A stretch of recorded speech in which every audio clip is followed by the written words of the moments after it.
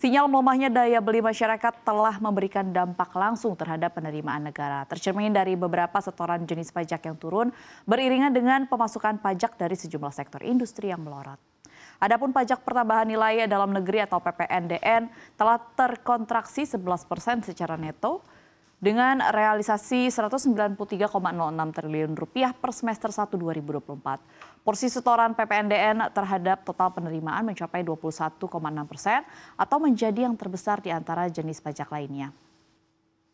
Direktur Eksekutif Pratama Creston Tax Research Institute, Priyanto Budi Saptono menjelaskan, turunnya pajak pertambahan nilai dalam negeri atau PPNDN secara langsung menunjukkan adanya memburuknya kondisi basis pajaknya, yaitu berupa penjualan barang atau jasa yang tengah amblas. Hal demikian menunjukkan penurunan daya beli masyarakat. Priyanto menjelaskan dampak lanjut dari penurunan daya beli adalah penurunan penjualan dan laba perusahaan.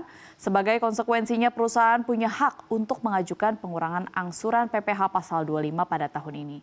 Penjelasan tersebut merujuk pada laporan setoran pajak sektor industri perdagangan secara neto merosot 0,8% per semester 1 2024 dari sebelumnya pada periode yang sama tahun lalu masih tumbuh 7,3%.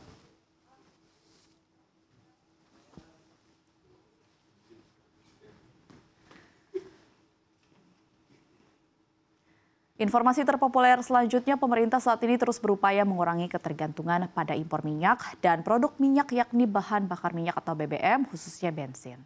Salah satu upaya yang tengah didorong oleh pemerintah untuk dikembangkan yaitu bioetanol, bahan bakar berbasis tanaman seperti tetes tebu alias molase. Menteri Koordinator Bidang Kemaritiman dan Investasi Luhut Binsar Panjaitan mengatakan, selain dapat menurunkan impor produk BBM, program bioetanol sebagai campuran BBM jenis bensin dapat mengurangi emisi gas rumah kaca. Menurutnya bensin mengandung sulfur hampir 500 part per million atau ppm. Adapun bioetanol mengandung sulfurnya hanya setara 50 ppm. Sementara itu, Menteri Koordinator Bidang Perekonomian Erlangga Hartarto mengungkapkan rencana pemberlakuan program pencampuran bioetanol untuk BBM jenis bensin secara nasional masih dalam tahap persiapan. Lantaran saat ini Pertamina selaku perusahaan migas plat merah tengah menyiapkan pengembangan produk bahan bakar ramah lingkungan tersebut. Erlangga pun meminta Pertamina untuk membuat studi terkait pengadaan untuk sumber etanolnya.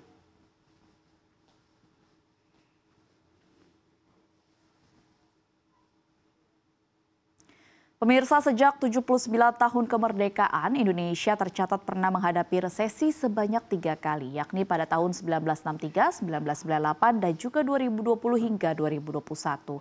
Dari 3 periode ini, manakah yang paling parah berdampak? Dari catatan CNBC Indonesia, ketiga krisis tersebut dipicu penyebab yang berbeda dan juga dampak yang berbeda pula. Resesi pertama pada 1963 dipicu oleh hiperinflasi. Saat itu kondisi ekonomi dan politik Indonesia dikucilkan karena sikap konfrontatif seperti keluar dari Perserikatan Bangsa-Bangsa atau PBB. Alhasil, inflasi Indonesia melambung hingga 119% pada 1963 dan produk domestik bruto nasional terkontraksi 2,24%. Pengeluaran rumah tangga terkontraksi 3,95%, ekspor impor susut 26,58%, sementara investasi kontraksi 23,69%. Perekonomian Indonesia membaik setelah periode kelam 1965 dan melonjak pada 1970-an dan juga 1980-an. Kemudian resesi kedua terjadi pada 1998, dipicu oleh krisis keuangan Asia. Resesi hebat ini terjadi setelah ekonomi kontraksi hingga 13,13%. Sementara inflasi Indonesia pada saat itu melambung 77,63% pada 98. Berbeda dari resesi 1963 dan juga 1998 yang dipicu oleh persoalan ekonomi atau resesi 2020 hingga 2021 disebabkan oleh krisis kesehatan COVID-19 dari China. Imbasnya PDB nasional terkontraksi selama 4 kuartal, yakni kuartal 2 2020 hingga kuartal 1 2021.